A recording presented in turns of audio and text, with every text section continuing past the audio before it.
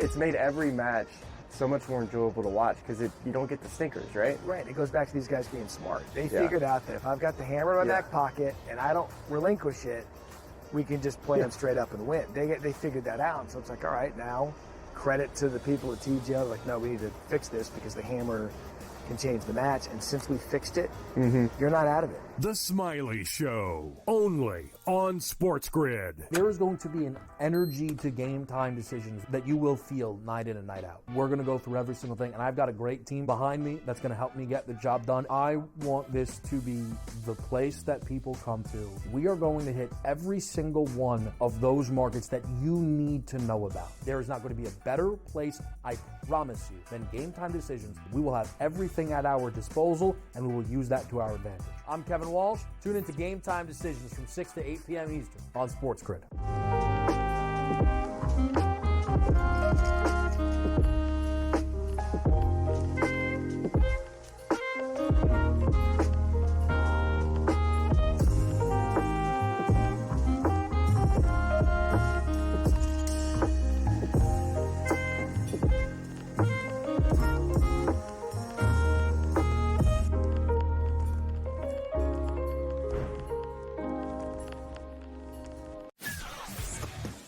Off of the combine this weekend, there's been lots of anonymous sources and position coaches and all these things that sat down in interviews with him. A lot of teams allegedly don't see him as a first-round pick. Their big mouth that thinks they can do it either. They're embarrassing themselves. They all think they're so smart, everybody in this business. You're all a bunch of drifts. Honestly, you don't know who's going anywhere. Pharrell Coast to Coast, only on...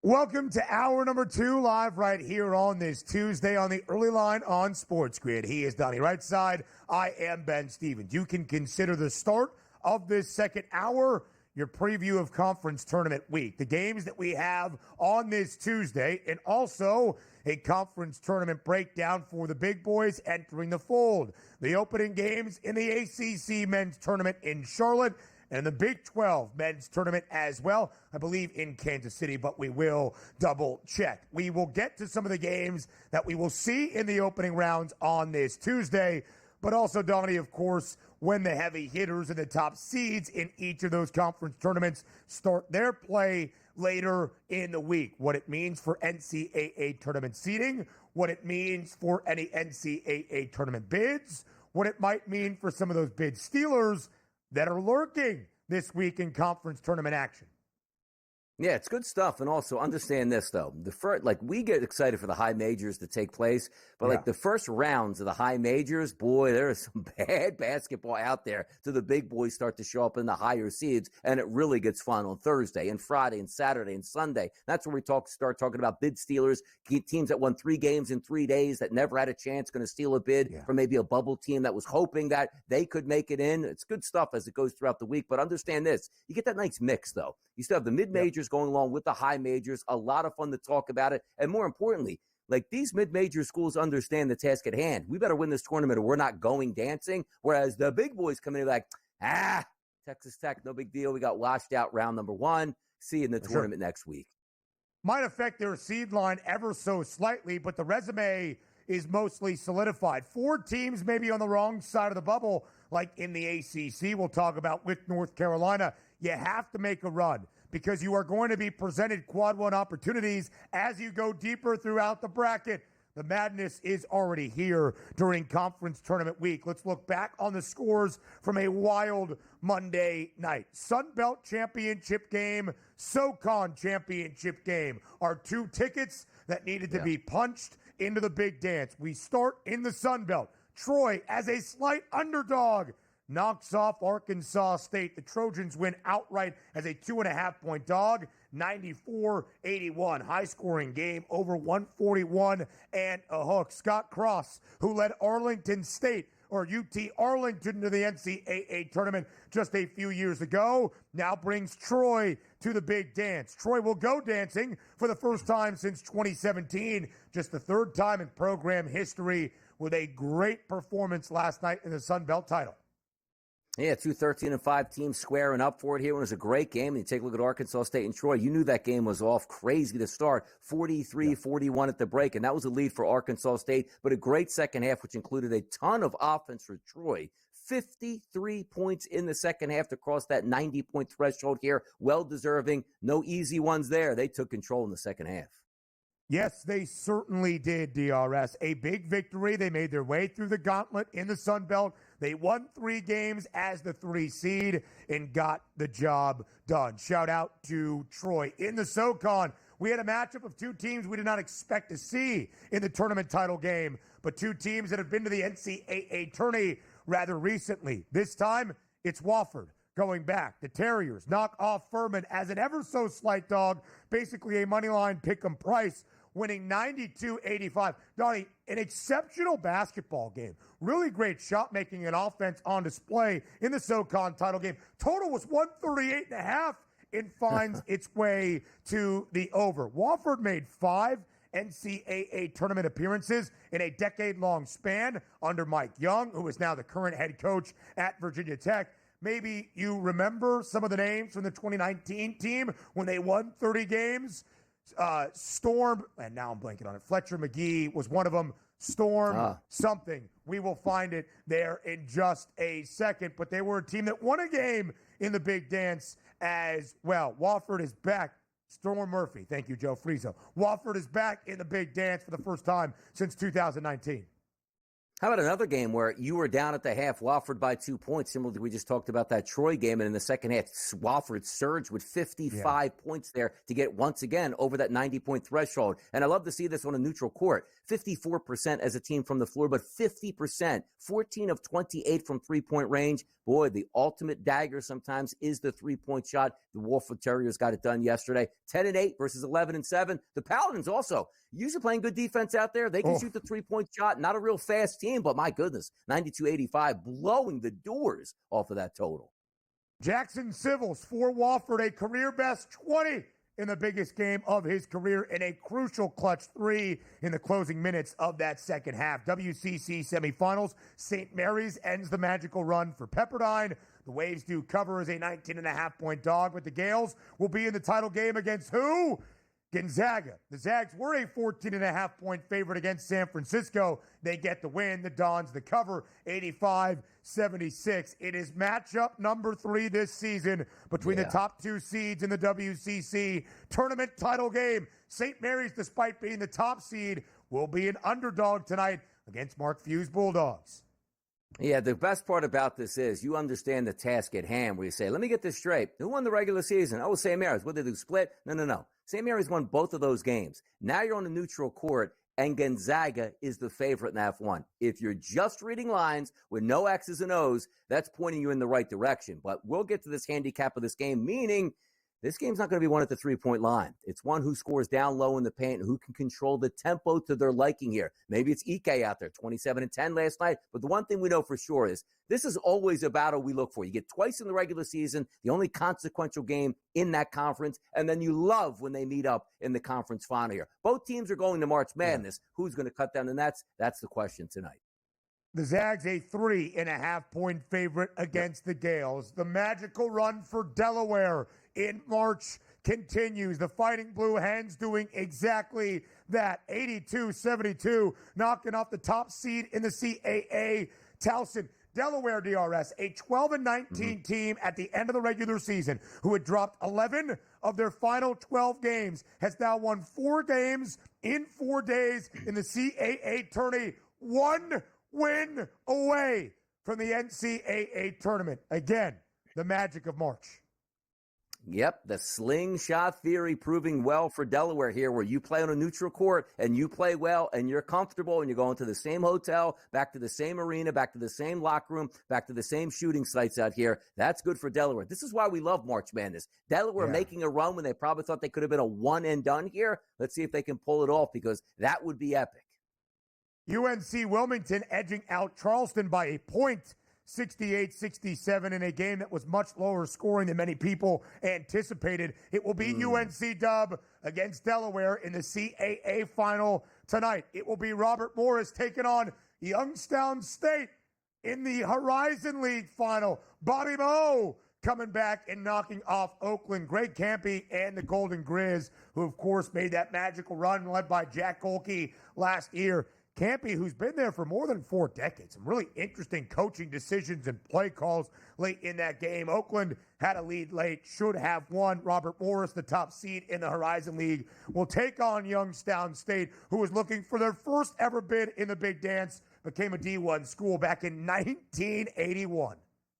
Yeah, the Penguins out there in these streets. By the way, Oakland scored 2 points in overtime. Man, come on. You lost by 3 points. You only scored 2 points in overtime. It's only your fault at that point, but Robert Morris, deservedly so, moving on into the final. And I'm pretty sure we'll get some more mayhem tonight in some of these conference finals, particularly in these small conferences. A ton of afternoon basketball. It starts in the Big 12. Oklahoma State in a matchup against Cincinnati. Again, neither team probably going to make the Big Dance unless they can win their conference tournament. A 6.5-point spread in favor of the Bearcats. But keep an eye on the Pokes. They've been upset-minded down the stretch of the regular season. We'll look at the Big 12 tournament title odds. We'll talk ACC tournament starting today in Charlotte as well. All of that up next here on the Early Line. It is a beautiful time of year here in the month of March.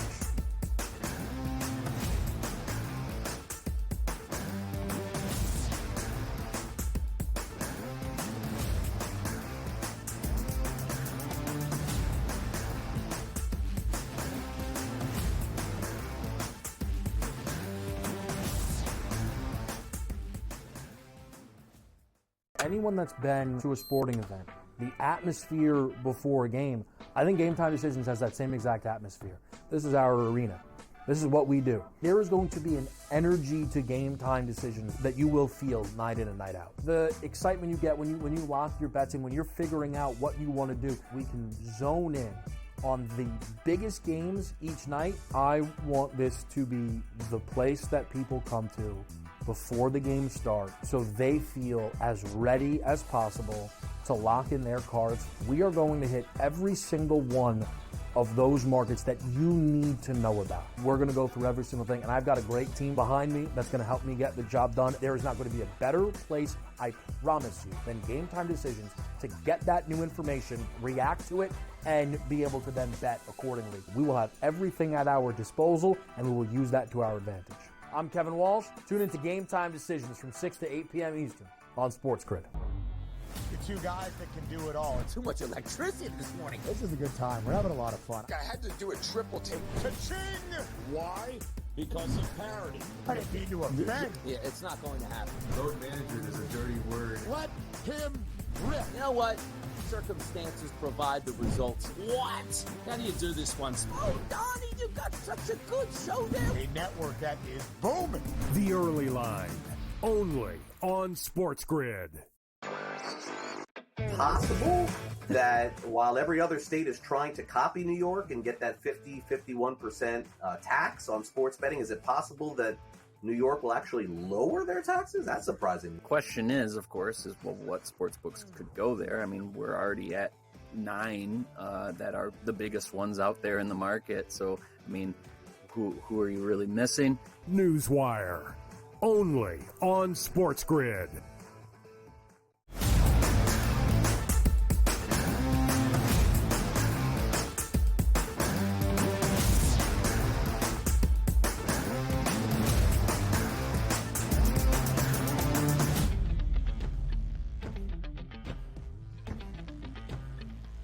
Live right here on this Tuesday morning on the Early Line on SportsGrid. Conference tournament week picks up just a tad on this Tuesday. 4 tickets to the dance will be punched tonight, but also at the high major level in men's college hoops.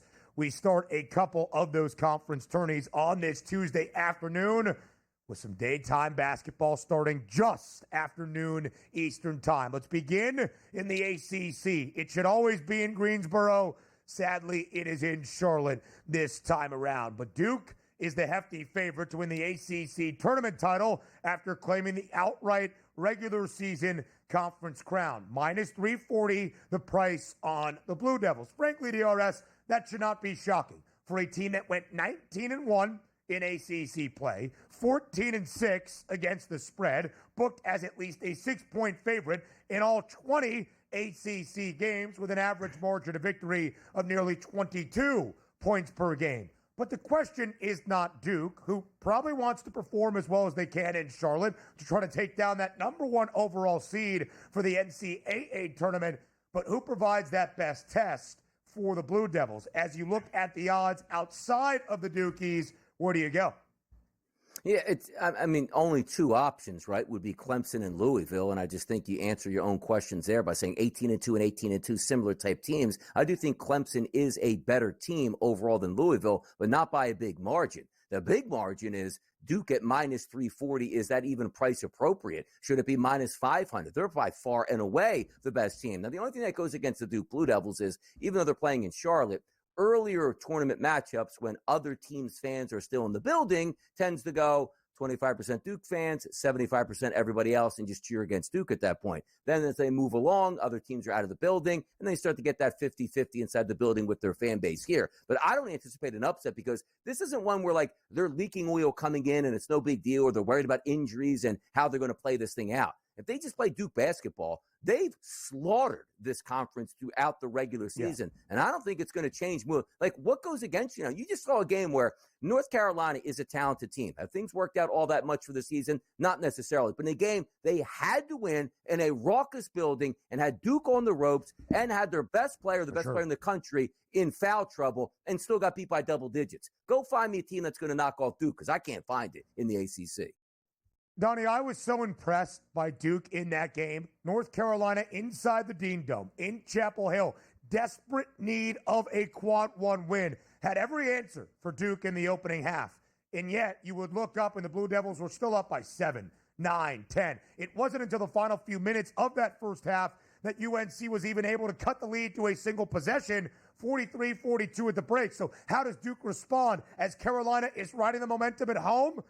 They dominate in the second half and win by 13. I have bet Louisville to win the ACC tournament. I believe in ACC Coach of the Year in Pat Kelsey, who has had one of the greatest year-to-year improvements based on win percentage in the high major level history in college basketball, because you are really trying to find that best challenger. But frankly, Donnie is correct. You could bet Clemson or Louisville on the bottom half of the bracket with a big plus money price, basically trying to get to the tournament title game and maybe finding a hedge out or cash out opportunity by the time we get to Saturday night in Charlotte. Donnie, it should be said, UNC is the 5 seed. If North Carolina were to make it to the semifinal, it would be a rematch against Duke. And again, that would provide yet another golden quad one opportunity in a neutral site, in a raucous environment on Friday night. Would it be enough for North Carolina with a victory to get to the big dance?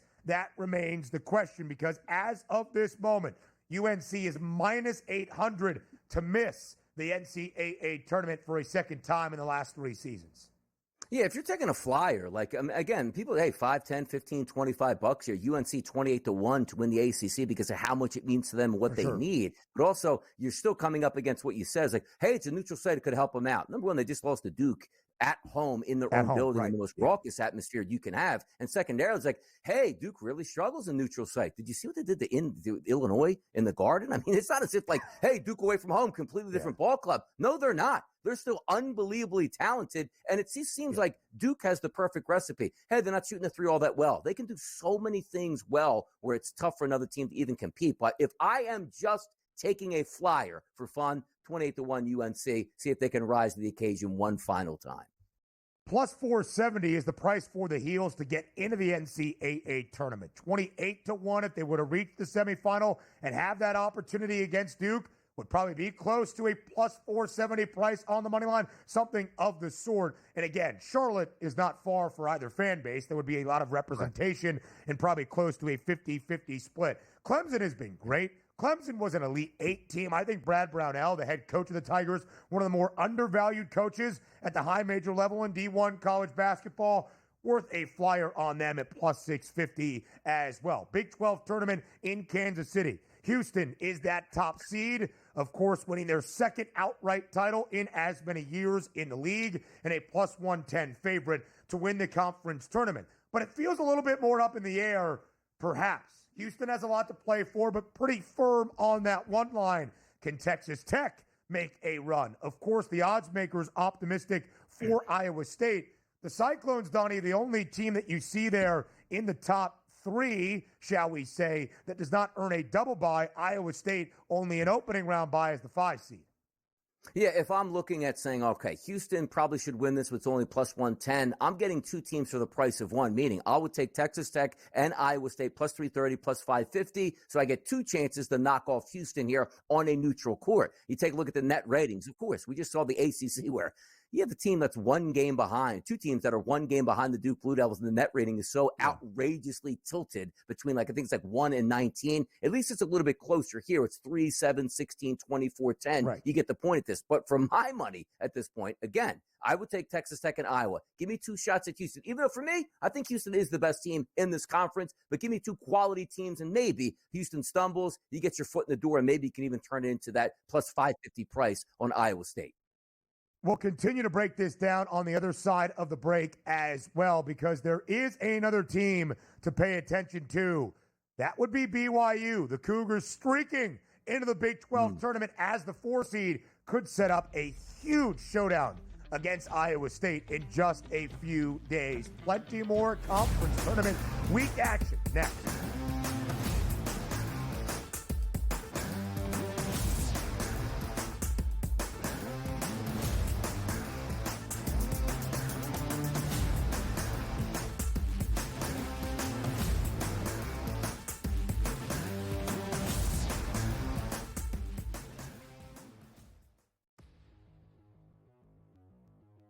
Play a little game of true or false, fantasy or reality is what we used to call it.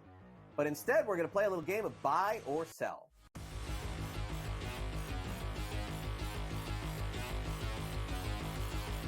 Rafael Devers had a press conference and basically said, I ain't moving off third base. I'm a third baseman. I won't play DH. I won't play anywhere else. Alex Bregman was just signed, so how's this going to work out? Buy or sell, George? Devers will start more games at third than Bregman this season. Is that a buy or sell? Yeah, Devers is a horrific third baseman. All right, he's bad. I think he ranks dead last in the league here. I think Cora is going to talk with Devers. Apparently, they are close. Listen, you got to move, buddy. I'm sorry. You got to move. We're a better team with Bregman at third. I think he's dug in here, man. I don't know. I know that there was a report a few days ago that they were talking about it and, sort of working things out. But I think in the end, cooler heads will prevail. But I don't know when that's going to be. I'm going to buy this. I'm going to say that Devers starts like 90 games at third base this season.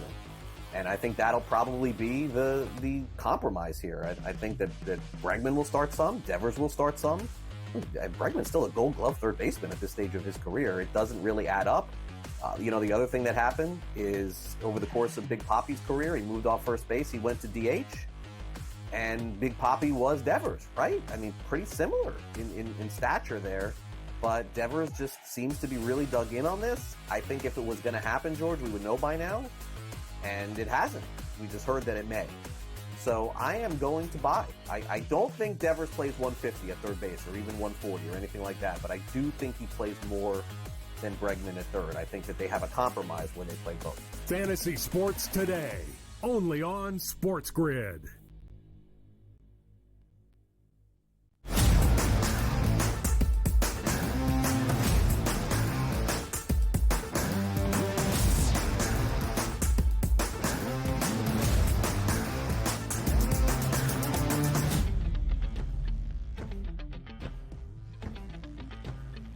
Big 12 tournament prices as it starts at 12:30 p.m. Eastern Time in Kansas City. Cincinnati facing off against Oklahoma State. Let me just talk about Cincy. You'll see them near the bottom of this list. 9th best number at 150 to 1. Donnie, there was a time in early December that Wes Miller's Bearcats were a top 10 Kent Palm team, and the floor was very, very high. The ceiling maybe even higher.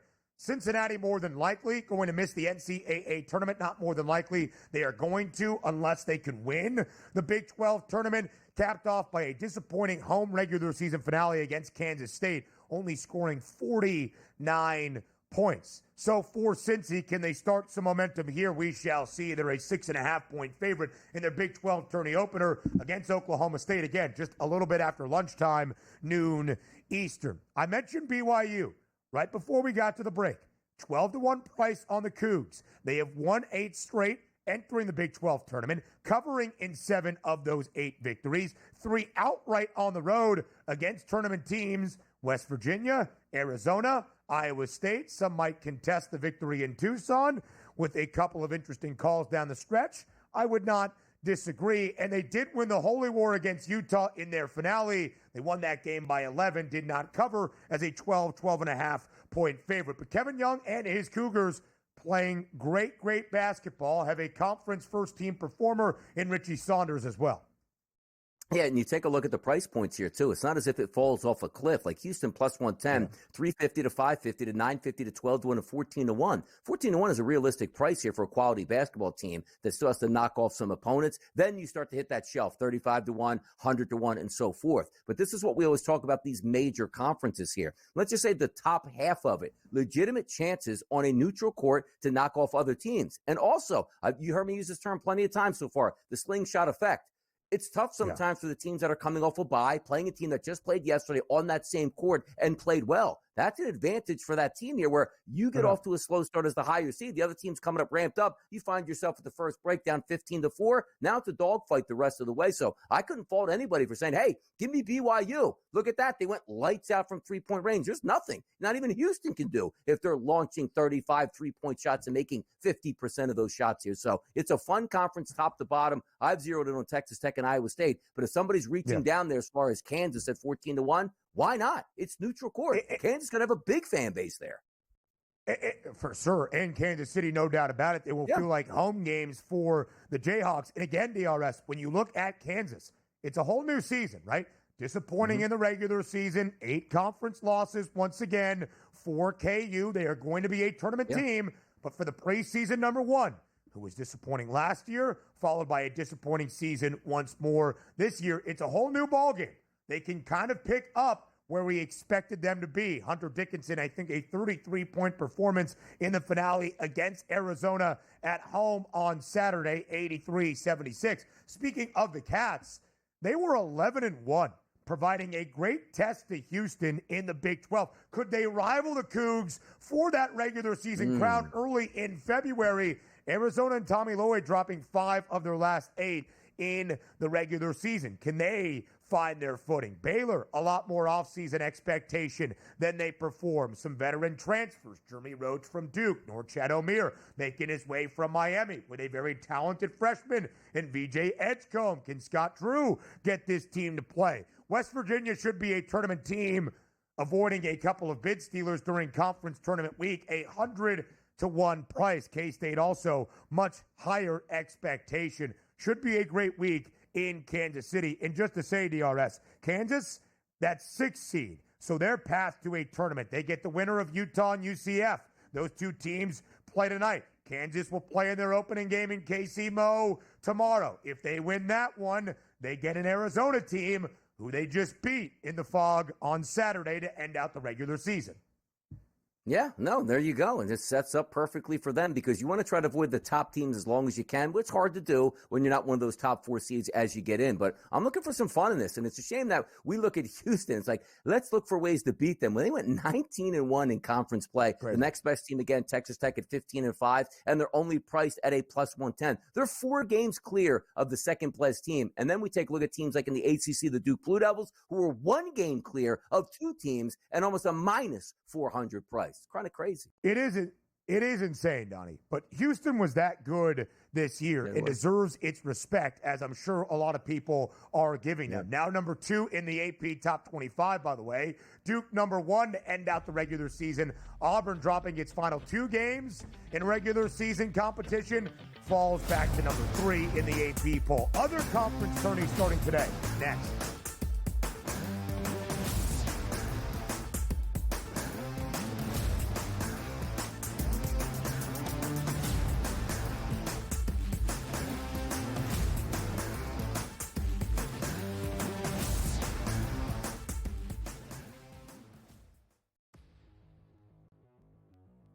We're going to play a little game of true or false, fantasy or reality is what we used to call it.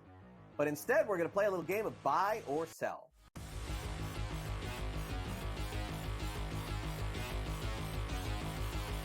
Rafael Devers had a press conference and basically said, I ain't moving off third base. I'm a third baseman. I won't play DH. I won't play anywhere else. Alex Bregman was just signed, so how's this going to work out? Buy or sell, George? Devers will start more games at third than Bregman this season. Is that a buy or sell?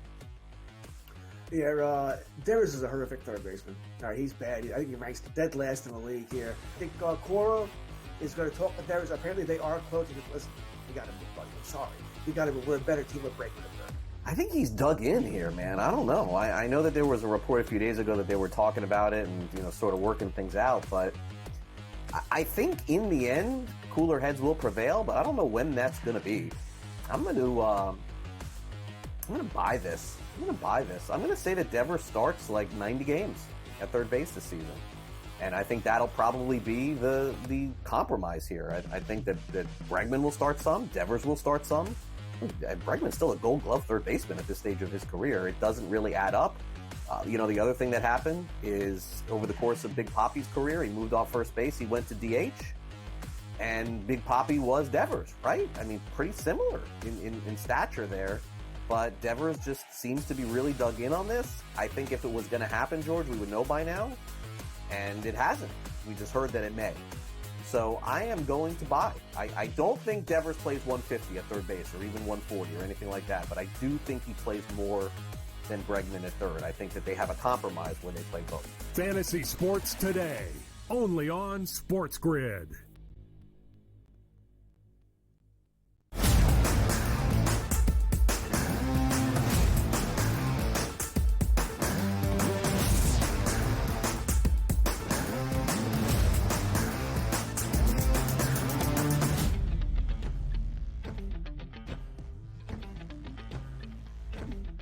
Not just the high majors getting underway today, 4 more conference tournaments outside at the mid-major level starting on this Tuesday as well. In Conference USA, Liberty the front runner at a plus 130 price. Basketball on the boardwalk in Atlantic City, where the top team in the conference tournament in the MAC, Quinnipiac, at a plus 240 price is booked as the favorite.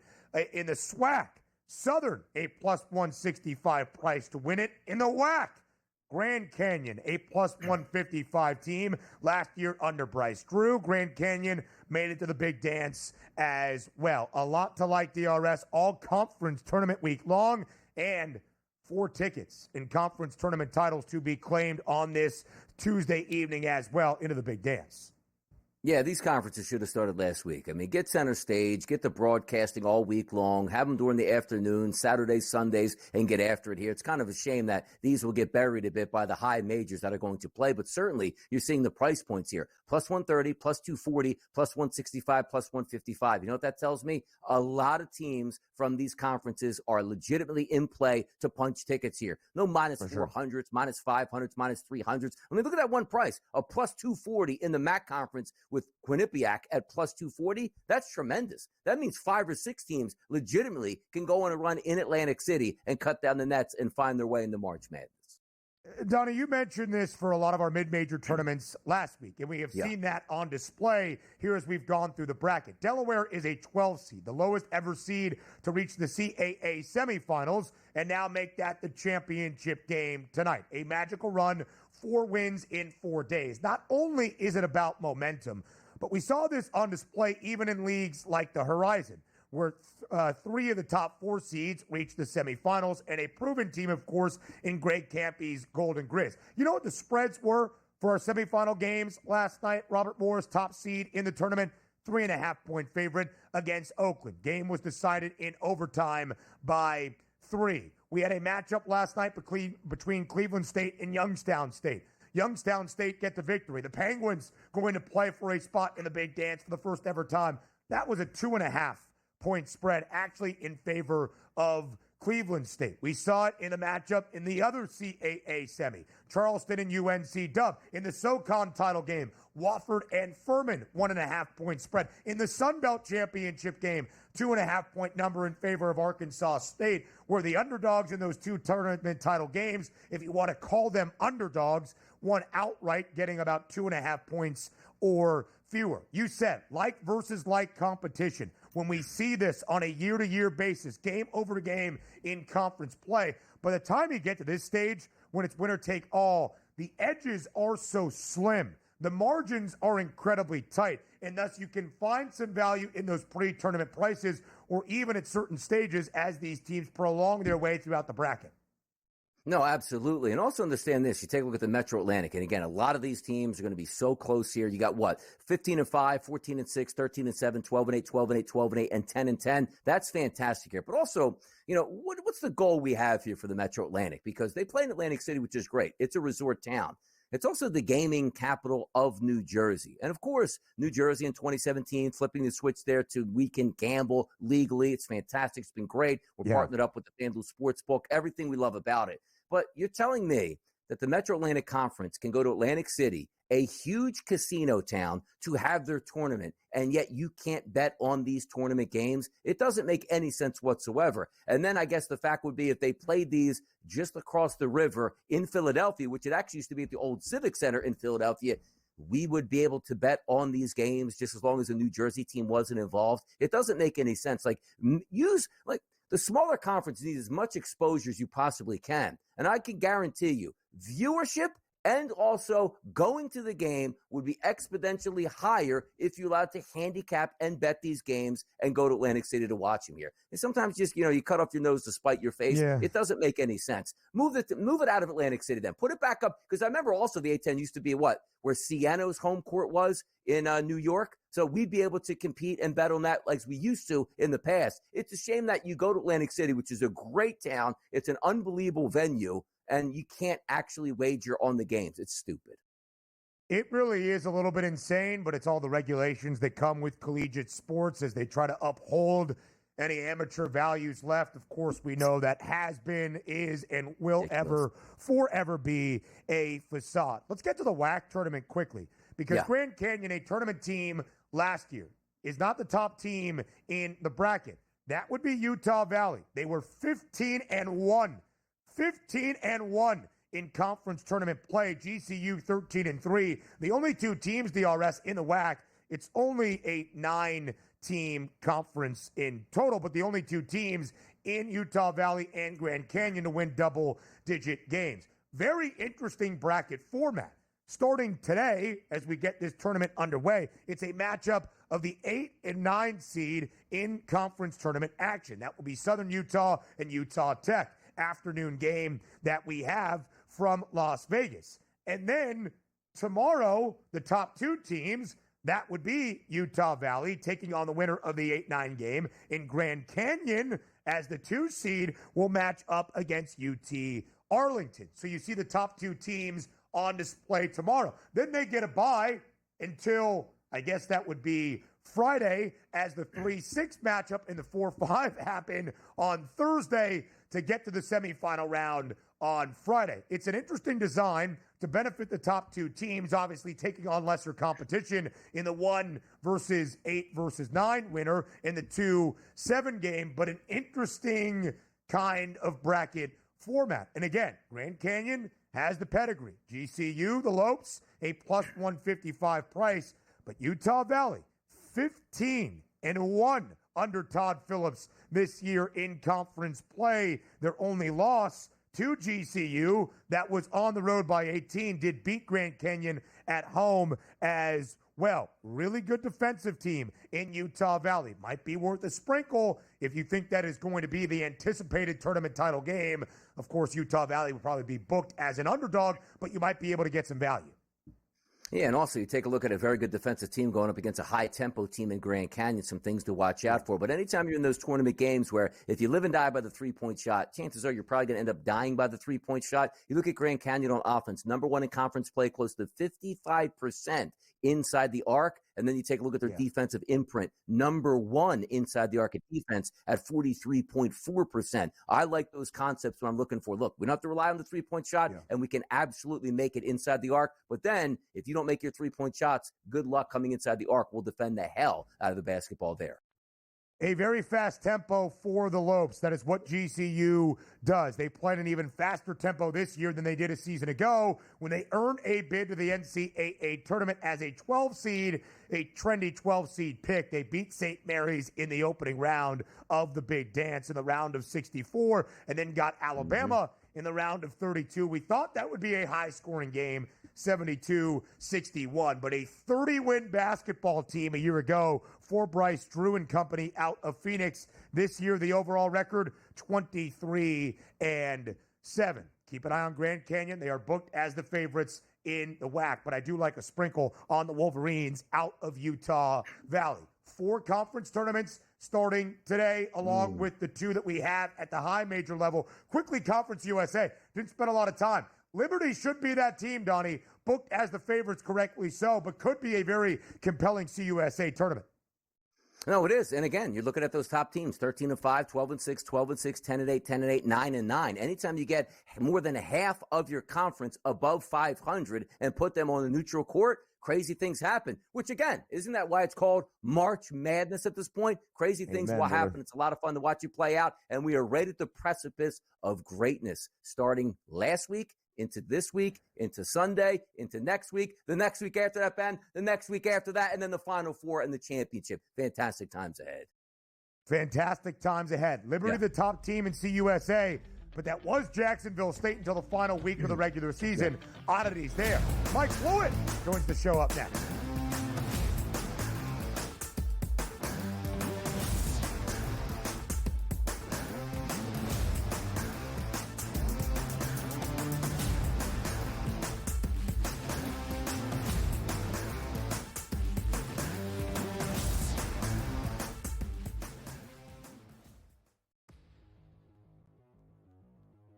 Play a little game of true or false, fantasy or reality is what we used to call it. But instead, we're going to play a little game of buy or sell.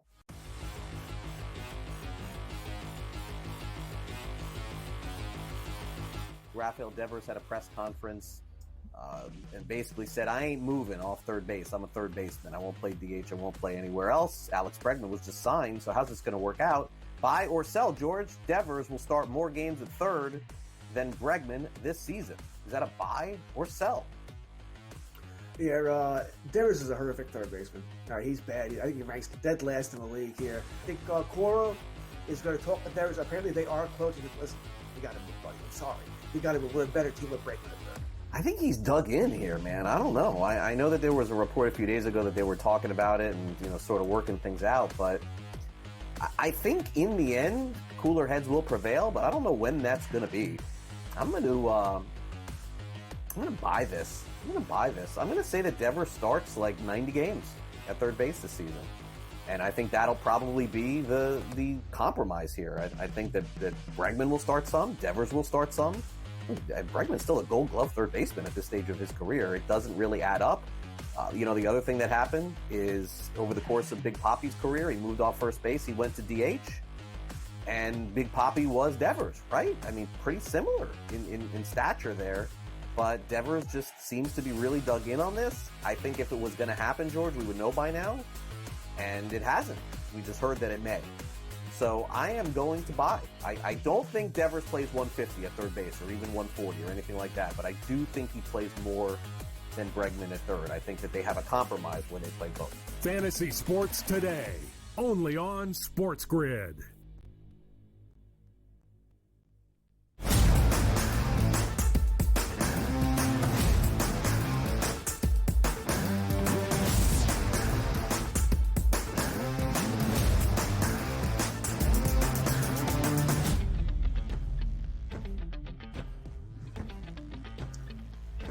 A man about town, that's what you can call Mike Blewett. A man about conference tournament week. last week in college hoops. We'll talk some college basketball with Big Blue in our next segment together to round out this second hour. But, of course, one of the leading football voices here on the SportsGrid Network. We get Blewit's take on the start of free agency around the National Football League with a flurry of moves yesterday and plenty more to come. Blewit, as always, thank you for joining us here on this Tuesday on the Early Line on SportsGrid.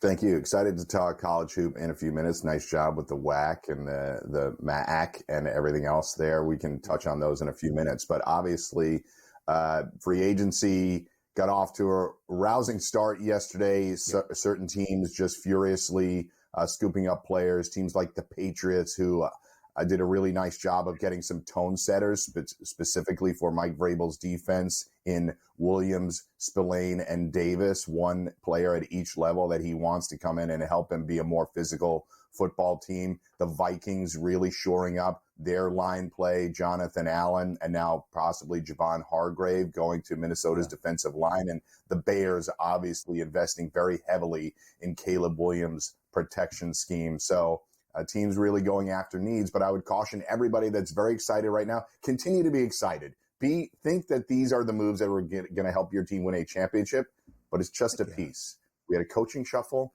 free agency, then the draft. Those all fit together to form the puzzle. Blue, really well said, right? Offseason optimism is always a thing. Hope can be dangerous at times, but also beautiful. These are not going to help you win a game at this very moment. It has not won you a game. You hope you are building the foundational pieces to make your football organization a successful one. Certainly the hope in Seattle with the acquisition and signing of a new quarterback in Sam Darnold, a 3-year, $100.5 million deal. Of course, Blue, in the past 72 hours, a ton of sweeping changes with the Seahawks. They trade away Geno Smith on Friday to Las Vegas. They trade away DK Metcalf to your Steelers on Sunday evening and then sign the top quarterback in the free agency market for a deal worth about $33.5 million per year. How would you grade the move to bring Sam to Seattle? I do like it. What's interesting to me about it is that apparently Geno Smith was offered a very similar deal to stay in Seattle, and he turned it down, and they traded him to Las Vegas. Will he receive another deal like that from Las Vegas or anybody else? That remains to be seen. I think the one thing about Darnold that people still have a hard time realizing that he's only 27 years old. So he's not a 30-year-old quarterback retread. Yes, he's had a very unique start to his career. This is, I think, his 5th different team. It might be 6, but nonetheless, Sam Darnold gets an opportunity to start there. I think it's very clear that they moved on from veteran receivers, and now Jackson Smith and Jigba will be somebody to target in your fantasy leagues. He's the number 1 receiver. He is a potentially future star in this league, and we've seen glimpses of it. They have relied somewhat heavily on the run game in the past. Do they move to a little bit more up-tempo now? Kubiak, their offensive coordinator, and Darnold work together in San Francisco. That's part of the reason for this marriage. Should be more comfortable for Darnold, but they're going to have to protect him. He's not somebody that works well under pressure. So I have a hard time seeing where the Seattle Seahawks have success right away, but I do like the signing. I think it provides stability at the quarterback position. Mike, you always like to say, like, a man with a plan, watch out, because that guy's probably going somewhere. I can always buy into an NFL franchise with a plan. You talk about the Seattle Seahawks. As you pointed out, they didn't want to spend all that money on Geno Smith. Plan B here, let's go after a quarterback that's going to be younger. We'll pay him a little bit less, and we'll see what we have in the future. We can get on the Vegas Raiders, which at another time, I don't think they have any plan whatsoever at the quarterback position and didn't solve it here. Let's talk about the New York Jets here. Justin Fields moves on from the Pittsburgh Steelers as a free agent to the New York Jets. I understand the plan here. We're not ready to win yet. We have a young, talented quarterback. If this is our franchise guy, we didn't give up any draft capital and didn't spend a ton of money to get said quarterback. Talk to us about the move from Fields saying, you know what? Pittsburgh, unless you're giving me the starting job, I don't want to be here. And the Jets probably told him, yeah, you're our quarterback number 1. Yes, I think that's well said, Donnie, and also very low risk for the Jets. If it doesn't work out after year 1, there's 4 void years on the end of it. The cap hits are very low, and I just don't think it's a high risk at all. The Jets promised him the starting job week 1. but I don't really think, Donnie, they've promised him much more than that. The problem for the Steelers is that they promised a job to Russ Wilson before Fields ever took the field. Fields played fine. I don't think he played great. He played well enough to continue to play, but because this strange promise had been made before the season to Russ, and Russ takes over, has initial success, and then the Steelers fade at the end of the season yet again. So I understand why Fields would want to depart, because he doesn't feel like he can trust them. I think he probably liked the working relationship with Arthur Smith, but Tomlin overrode that in the middle of the year last year. So he moves on, and the Steelers are obviously going to have to look for other options. Russell Wilson's still on the table for them. Aaron Rodgers, Daniel Jones, other veteran quarterbacks are out there for them to take a look at. Would they take a huge swing with Kirk Cousins? I don't see it. I think Aaron Rodgers is a real possibility, but is he waiting for something else other than the Steelers? Steelers are a playoff team. Any of the names that I mentioned, I don't think it transforms them into the best team in their own division. So that's the question, Blue. The Steelers are a playoff team. They have made the postseason 4 of the last 5 years with inconsistent quarterback play, even in the tail end of the Big Ben era. So you, as a Steelers faithful, what do you want the Steelers to do? What ultimately do you think Pittsburgh does at the quarterback spot? I've said for some time, I do not think that they would sign up for the Aaron Rodgers drama, but the game of musical chairs, it's getting late in the song. So they're going to have to make a decision, and I don't know that you'd sign up for Russell Wilson again. I thought he was a good teammate last year, and Russ is prone to drama as well, but I don't think he provided any of that last year.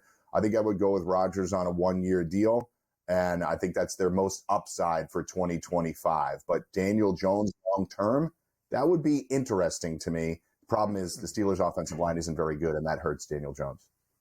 It will be really interesting to see Pittsburgh's playoff price, knowing the consistency of success, but hoping for more, of course, in the Steel City. College Hoops with Blue next.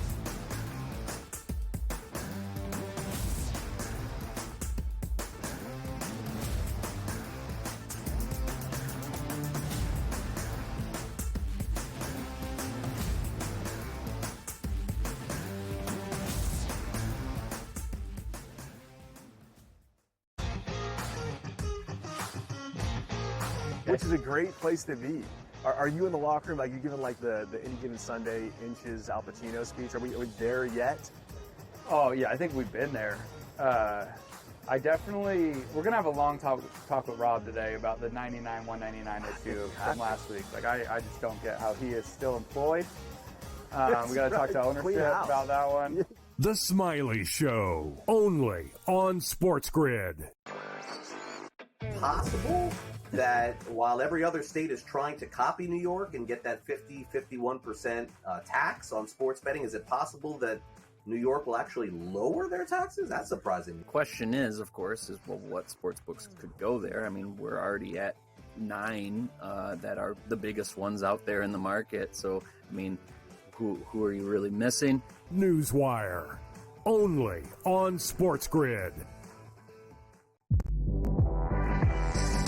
Remember everyone was upset about NIL? You know what NIL did? Make sure Cooper Flag wasn't playing with the G League Ignite.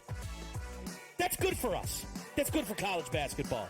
When the best players are actually playing college basketball. You're going to get battle tested. And it doesn't matter, Kevin, if you're at home or on the road.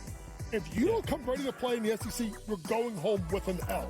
Betting above the rim, only on SportsGrid.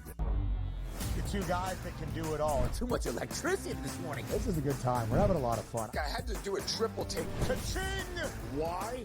Because of parity. I didn't mean to offend. Yeah, it's not going to happen. Road management is a dirty word. Let him rip. You know what? Circumstances provide the results. What? How do you do this one? Oh, Donnie, you got such a good show there. A network that is booming. The Early Line, only on SportsGrid.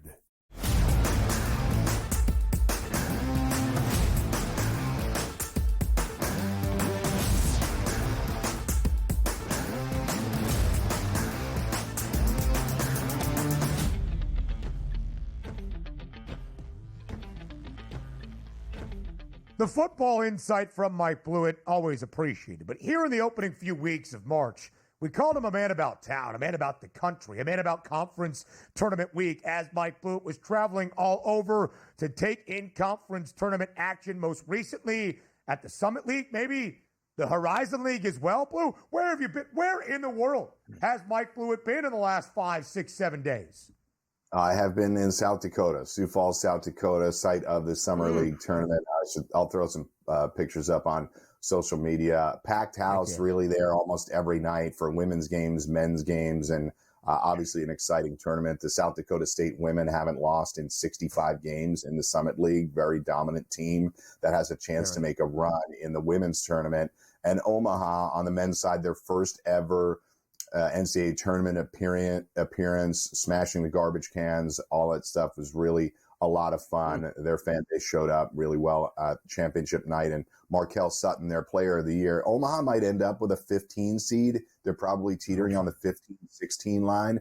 I think they'd be a fun team to watch in a 15 matchup. Those 16 matchups can get pretty tricky against some powerhouse teams, but I think Markel Sutton is somebody that could make a name for himself, not just this tournament, but let's be honest, the transfer portal is going to be calling for him. A really good player, and they're a really fun team to watch. Chris Crutchfield, their head coach, longtime assistant at Power Programs. Good to see him have success.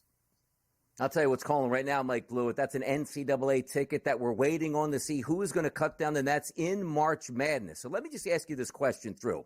How do you handle this week with all the majors, now the high majors, playing their conference tournaments? Do you bet this week, anticipating what's going to take place on Selection Sunday, or you're the type of wagerer like I am? I wait till Sunday brackets to come out to see who I actually want to pick based on the matchups I perceive on the paper.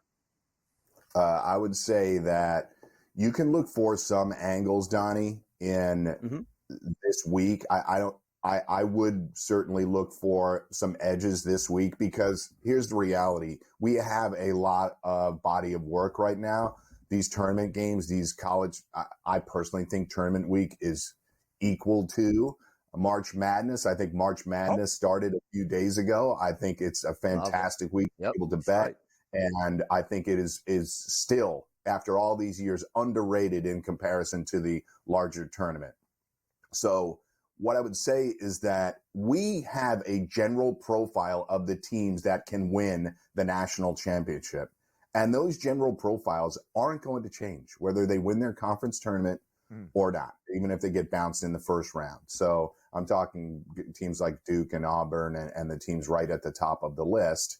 Their profiles aren't going to change. And a team like Alabama, as much as they are a force offensively for the second year in a row, and I ate my words last year when they got to the Final Four. I have concerns about a team like that having an off night offensively. They are not as proficient defensively as some of the other top teams. So it's probably a team I'm going to shy away from when we get to filling out our brackets and everything else. But I think you look for those really strong defensive teams, and I don't think that changes from tournament week to next week, Donnie. So as Mike Blewett starts to fill out the bracket, maybe Sunday night, early Monday morning, maybe waiting to see what happens in the first four on Tuesday and Wednesday. Blue, as you look at those top 10 prices to win a national championship, or maybe even off the board right now, just a team that you have noticed, who do you think you'll have reaching the Elite Eight, Final Four, maybe even cutting down the nets in San Antonio? I like the mixture that you have there, too, of the teams on the board. If you look a little bit further down, teams like Iowa State and Texas Tech, how big of a run can they make? St. John's and Michigan State playing very old school basketball, hitting a lot of twos, not so many threes. Can they survive playing that way, playing tight games defensively, buzzer beaters, overtimes through 5 or 6 games of a tournament? That becomes very tricky. But clearly a team like Florida showing a lot of firepower along the way, depending on the bracket that they get. I think that's a team that people are really going to be looking to make noise. It may not be the household name that in Cooper Flag that Duke has, but Florida is certainly a team out of those that I like a lot. I love the way Houston plays, but they're another team that when it comes to playing that style in a tournament, it's hard to win 5 games in a row. It really is. And that's what this is. A tournament known for its chaos, maybe more specifically, its madness. Blue, correct me if I'm wrong. you're going to be with us in Bracket Central coverage on Friday for the round of 64, correct? Yeah, I might make Atlantic City this week for the MAC. I'll see you next Friday and next Saturday, and then I'll be in San Antonio. So I love it. My favorite time of year. This guy, college basketball savant. Blue, we'll see you next week when the madness truly begins. Hour number 3 up next.